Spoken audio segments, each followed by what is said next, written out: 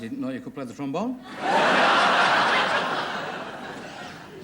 Get one with a bigger bowl than that, you know. You can boil a kettle on that. Got any messages from Geronimo yet? What you got it for, to keep the flies off you in the summer? Will you shut up? God. I'm trying to write a play. Wouldn't bother if I were you. Oh, no. Well, they're all doing your stuff nowadays. Are they? Good Lord, yeah. Saw a fella on TV last night. He came on as cheeky as you like. Yeah? And he said, to be or not to be, that is a question. You wrote that, didn't you? Oh, I wrote that years ago. I was there when you wrote it. I even wrote to him and told him. No, blame you. Good Lord. It's a pipe to help you concentrate, then? No. It's not to help me concentrate. Oh. It's only that... I thought it was maybe to build your muscles up, is it? No. I'm smoking this pipe because today I want to look mature and dignified.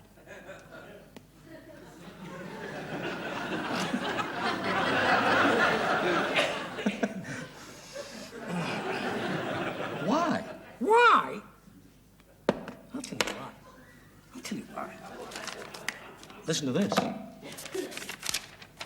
Dear sirs, thank you for your letter, and I would be pleased to call on you to discuss the important new work you intend to present on television. Yours sincerely, listen to this, yours sincerely, Andre Previn. Not Andre Previn. Andre Previn. Not Andre Flaming Previn! Come in here to this flat. He ruined my Greek's piano concerto, that fella. Do you know that when I go to the British Legion now, they won't let me anywhere near the piano? May I remind you that incompetent musicians are not normally given the job of conducting the London Symphony Orchestra. Rubbish! He happens to be very, very popular. And when he comes here, you will apologise to him. Is that before or after I've hit him? We happen to need Andre Previn for this musical number. Well, I'm surprised he answered the letter. He doesn't know I wrote the letter. Eh? He thinks it's from the BBC. BBC? Yes. He thinks he's coming here for an informal discussion with two gentlemen from the classical musical department of the BBC. How about that? That won't work. As soon as he comes in here and sees it's us, he'll be out like a flash of lightning. No, he won't. He'll have done four laps of the White City before he can say Mantovani. No, he won't. Well, I always do 4 laps of the White City when somebody said Mantovani. That'll be Andre Previn now. Could have been your pipe. Don't let him in. Now just do what I say. I'll do what you say. Yeah. Do. Well, it's lovely to see you.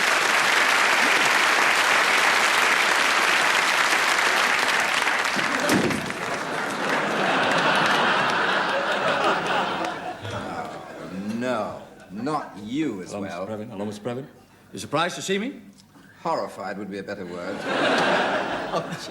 No, please don't. Mr. Previn, if you just come this way. You see, it's like this. Eric would like to apologise to you. Yes. You see, quite a while back, I played, under your leadership, I played the piano.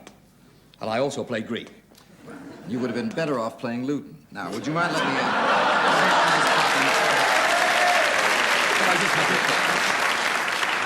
Now, don't get rough with him. Please, Mr. Previn, over here, sir. Over here. If you just sit down over here, all right? Please. Now, just relax. I would like to apologise because, Yeah. I must be honest, I did damage your career. I'm sorry about that. Yeah. I'm It's a gift glad I you brought have. that up. Well, I it's a want to gift talk I to you have. about that. Because it took me 20 years to build up my reputation as a musician, and in 5 minutes, you made me into a complete non-entity. How kind. You can't deny, Mr. Previn, that Eric has apologised. Not only that, he has ingratiated himself. An accident with a shooting stick could happen to anybody. In short, we regret the whole incident. Oh, now, just a minute. Now, you two fellas got me here with this ridiculous phony letter. Phony letter? Yeah, that's the one. That's That's the it. one. I know it is. In order to con me into being on your show. If you two are really the heads of the classical music department of the BBC, I'd be better off on opportunity knocks. I don't see why. You didn't win it the last time you were on.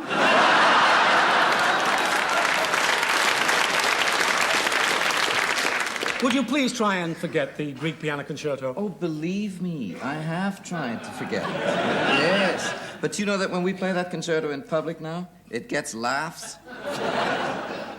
That's not right, you know. No, it's not right. During the last performance of it, somebody in the audience actually shouted out, "What do you think of it so far?" And you know what's worse? No. What's worse is that the leader of the violins shouted back, "Rubbish!" Did you really? Isn't that terrible? Oh, yeah. Are you going? Mr. Previn. Oh. A brand new work of great musical importance is to be performed on television by the BBC. And it will require a conductor of exceptional talent and ability. Listen, it doesn't matter what you say or what you try. I won't be on your show.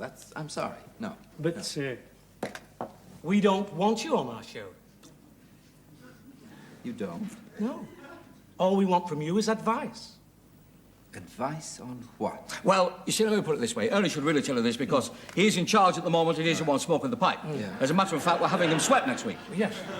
We are having him swept, aren't we? Yes, I'm being swept. Yeah. Yeah. Now, I'll tell him. I'll tell him. All Yeah. right. You see, the only type of conductor that we know are people like Joe Loss. Now, nothing against Joe. A nice man. You know Joe? No. Well, he speaks very well of you. Yeah. Oh, however, you see, the thing being that we don't want anybody who, after the first movement, will stand up and shout, "Take your partners for a hokey-cokey." And Joe might. Yeah. Who was the fellow we had in mind, Eric? Kenny Ball. No, more distinguished than him. Ackerbill. No, he looks like Ackerbill. Benjamin Britten. That's the one. He's the one. Is he any good?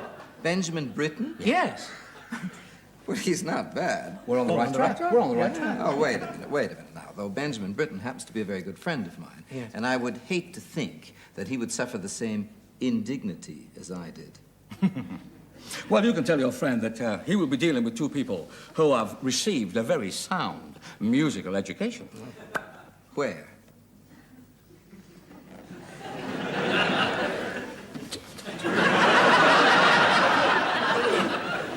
I'll tell you where, Sunbeam.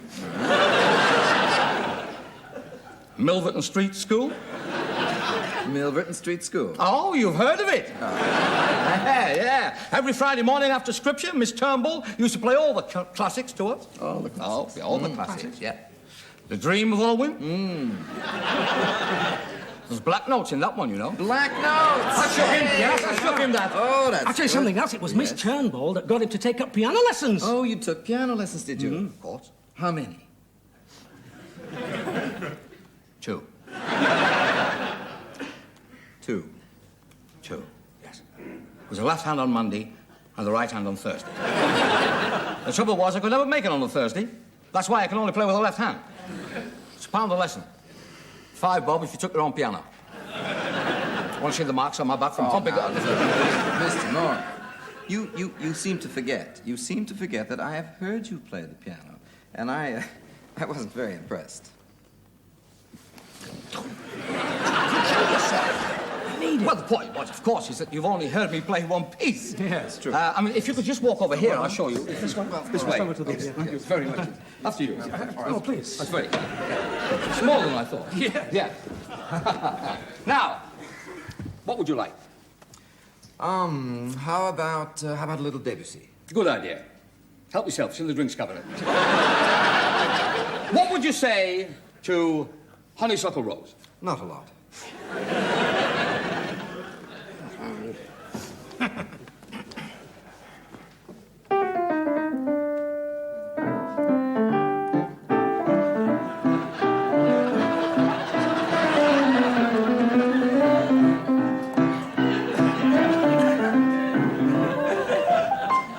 Be honest.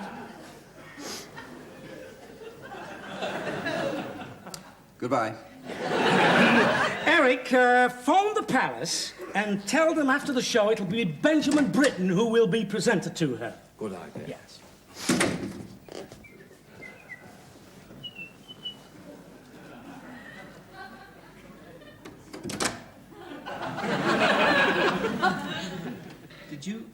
Did you say presented to her?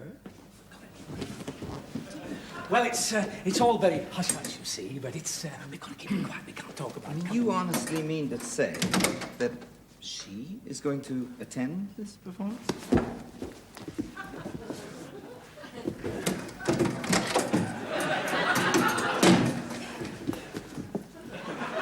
Not only that, but there's a 50-50 chance that she'll be bringing the sword with her.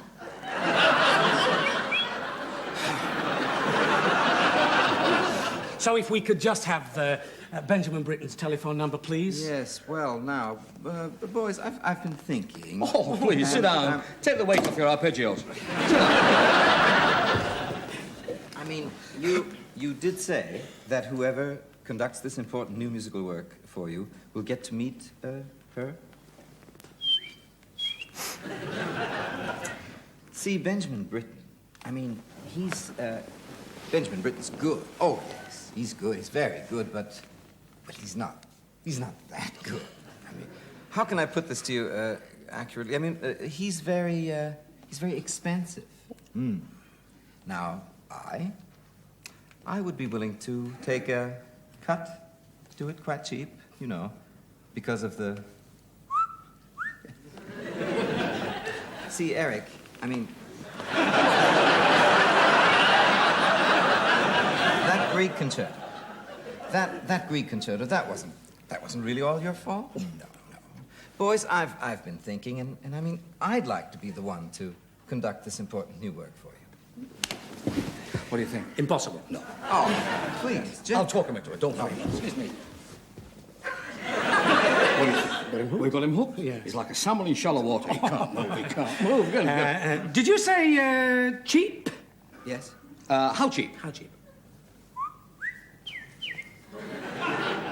For nothing? That's your last offer? Well, yeah.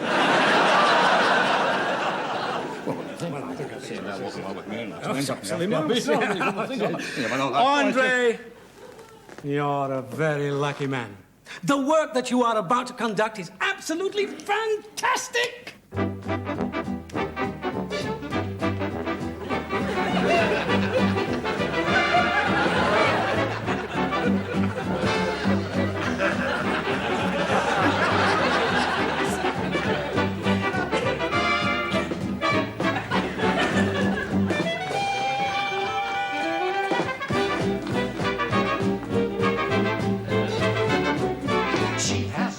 That taste like wine, how I like hers, and she likes mine. Oh, what a combination, no wonder we're in love.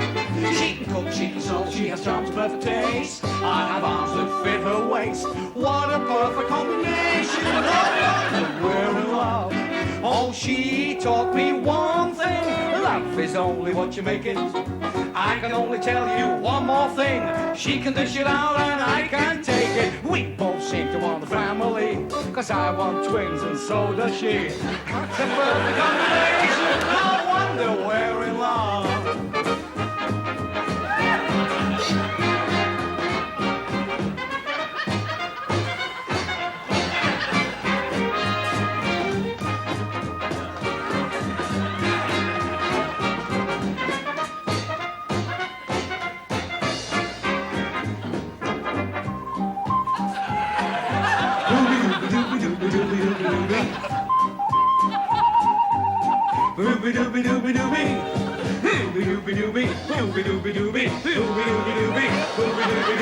That's what I call a combination. That's what I call a combination. That's what I call a perfect combination. No wonder we're in love. You were rotten in that.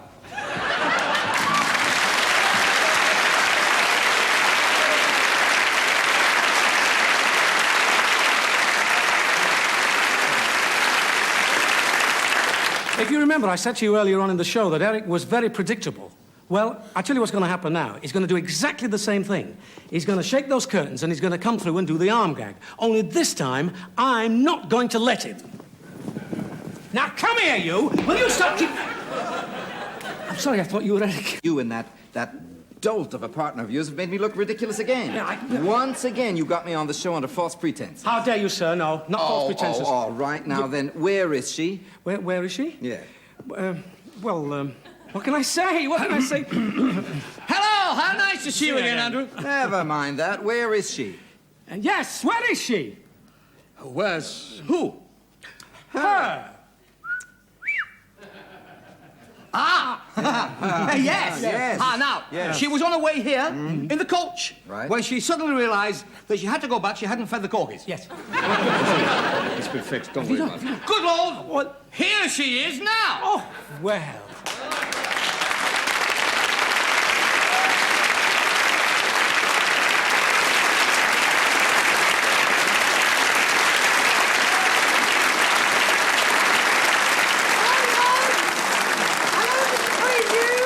That's not the Queen. That's Mrs. Mills. The Queen of the Ivories. The palace this week. What? The palace this week and Hippodrome next week. Oh, how can I get myself into these things? Everybody warned me. Everybody said, don't go. My friends told me, the twins, how old are they? 4 years old. Little fellas, they said, Papa, don't go. But me, no. Morecambe Wise. Oh, fine.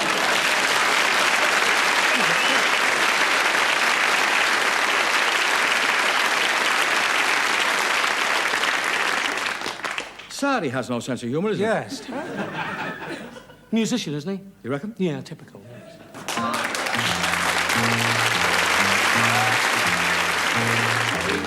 Sunshine in your smile, bring me laughter all the while.